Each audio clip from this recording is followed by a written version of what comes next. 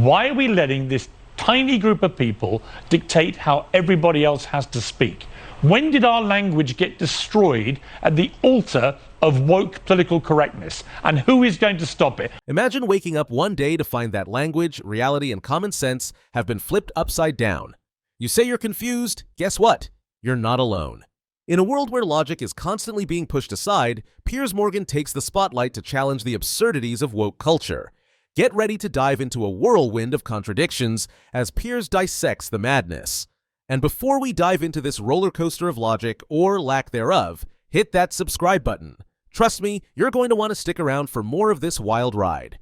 Plus, subscribing is probably the most logical thing you'll do today, so let's keep common sense alive together. Piers opens by hitting at the core of self-identification. I don't know why there is such an issue around... We've literally just seen a male rapist use that scam to get himself put into a female prison where he could attack vulnerable women inside a female prison, when even his ex-wife said it was all a scam. Which is a terrible, very distressing, isolated incident. And I think it's easy to take that and say that means that no one can identify as a woman. But and it's not an isolated incident, though. But it's 42% of trans-identifying prisoners in prison are in there for sex crimes. There's actually an advantage, evidently, to identifying as a female, because they never identify as male, because somehow male prisons seem less appealing to them. It's really weird. Anyway, but is it limitless, this self-identity?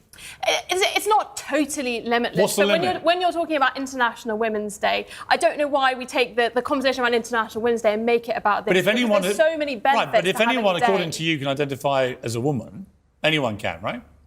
I don't see a problem with... Just literally put the hand up and say, I'm a woman. But it's not an easy thing to do, to go out into the world. It's very easy. Very easy. You might think it's easy to say, but to decide to do that, to say... What does doing it involve? Whatever that person decides, but to go out into the world and say, I don't identify as perhaps the sex I was born as. So why can't I identify... OK, why can't I identify as a black lesbian? Well, firstly, I mean, it was... I'm serious. I'm serious. If I can identify as anything without any need to prove I'm actually what that is, why can't I, on International Women's Day, say, I'm Piers Morgan, I'm a black lesbian? I think taking it to a kind of absurd status... I think that's talking about quite a with respect, I think that you'd already opened the absurdity door by saying it is limitless. You can do what you like. Anyone can say, I'm a woman. So I simply ask you, why can't I? The point is simple. Where do we draw the line? He supports those who go through genuine, transformative processes, but questions the validity of those who merely wave their hand and claim a new identity. It's not disrespecting trans people, but a warning about how easily these concepts can be abused, as seen in the example of a male rapist identifying as female to access a women's prison. Morgan stresses this isn't just theoretical, but a real-life danger.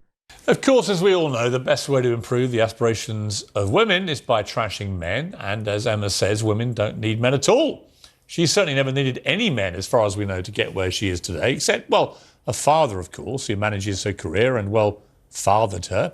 And then there are her 5 coaches, who so far have all been male. Or Max Eisenbud, her agent, who apparently is very, very good at maximising her earning potential, despite being a man. And then a final twist of this dastardly tale of virtue signalling treachery. It turns out the chairman, chief executive and chief financial officer on HSBC's board of directors are all men too. He drives the point home further with the example of women's empowerment being twisted into a man-blaming game. Piers points out the irony of a well-known woman's career being backed by a team of men, whether it's her father, agent, or corporate executives.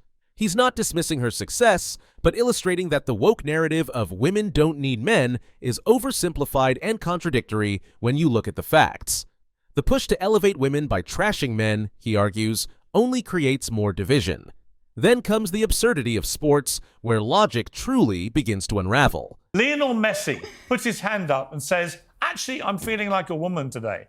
Do you play him in the American women's national team, Francesca? Yes or no? Lionel Messi had to undergo an incredible... Yes or no? He had to undergo an incredible amount of treatment when he was young. He had a bunch of Would you allow him to put his hand up, say he's a woman, and play in the American women's national team? Because he had a growth spurt. I'm a big Messi fan, so... But let me just explain this. Answer my question. Would you allow him, if he said, I'm a woman, to play in the American women's national team? You're using the wrong pronoun yes, there. yes, right now. Hell yeah, are you kidding me? Wow. Messi on the U.S. women's national team? Hell yeah. Would you because allow that would Usain mean- Bolt to do that and be in the sprinting Yes, team? because that would mean they're a trans woman. They identify as women. I get it. You would have to So just to be clear, transition. you'd let Lionel Messi play in the women's national football team and destroy Hell yeah, women's football welcome. forever. You'd let Usain it'd be Bolt... very difficult Hang on. to get a ticket, hang on. which would suck. I want to do a little checklist here. You'd let Usain Bolt compete as a sprinter in the American women's Olympic team? Yes. Okay. You would Yes. let Floyd Mayweather compete as a boxer in the women's American boxing Yeah. team? Yeah, you of are course a you have to be, complete like, the and utter heavyweight, no- lunatic. The idea that Messi could one day wake up, decide he's a woman, and join the women's national team, it's the kind of absurdity that makes you do a double take. Piers throws this out to his guest, who actually thinks it's a great idea, and suddenly we're in a world where the greatest footballer alive is out there effortlessly scoring goals in a totally unbalanced competition. It's like allowing a heavyweight boxer to join a pillow fight. Chaos, unfairness, and pure nonsense all wrapped into one. Now, let's shift gears to the growing focus on pronouns. Can you imagine going to Ukraine right now and saying to those people, do you feel disrespected, invalidated, dismissed, triggered, alienated, or all of those things by the wrong pronoun? Why did Do you think we've lost our perspective on reality of what it feels like to actually be oppressed? It's not about being called the wrong pronoun. It's about being bombed by Russian barbarians. That is oppression. This is nonsense. Piers contrasts the triviality of being called the wrong pronoun with real-world struggles, such as the people of Ukraine facing war. This isn't to trivialize identity issues, but rather to remind us that genuine oppression is far more harrowing than someone feeling disrespected by a misplaced pronoun. The debate, he argues, has shifted too far into territory where common sense no longer prevails. On to another hot-button issue: body positivity. She's on the cover of Cosmo and it's all celebrated. There's no mention of it being a dangerous weight. Honestly, if you were really concerned about people being obese and representing something bad, you would take yourself off the air because you're not exactly slim yourself. Well, right? okay, I'm Piers? 220 pounds and I'm 6'1", right? You're 5'4" and you're 380 pounds. So there is a difference. I'm not morbidly obese. Right, but you're still I'm fat, actually too. reasonably You're healthy. still fat, I'm too. reasonably fit. Well, you might think I'm fat. Most viewers are looking at this and Okay. think they're not seeing me as morbidly obese, right? So you're perfectly entitled to throw the jibes But back you're at still me. fat. You being less I'm not in fat Miley than Cyrus's me pop doesn't video. make, you know... I'm not in a pop video, am I? Extolling But the you're on virtues of my body. TV. You're on TV. You're on TV every day. So you think that me You're on sitting TV here now... every day. You're going to tell me that... You think, just to clarify, there is a comparison between me sitting here now, 6'1", 220 pounds, I am reflecting and celebrating a clinically dangerous level of weight, you think? I think that if you were really concerned about glorifying obesity, you would take yourself off the air. But I'm not obese. It's just a statistical medical You're fact. fat, though. Piers boldly challenges the idea of glorifying obesity. It's not about shaming individuals, but about addressing the dangerous health risks associated with being morbidly obese. He acknowledges the line between acceptance and glorification, emphasizing that promoting such unhealthy lifestyles ultimately does more harm than good. His frustration extends to the erosion of language. But only used the word woman once. Piers Morgan, what say you?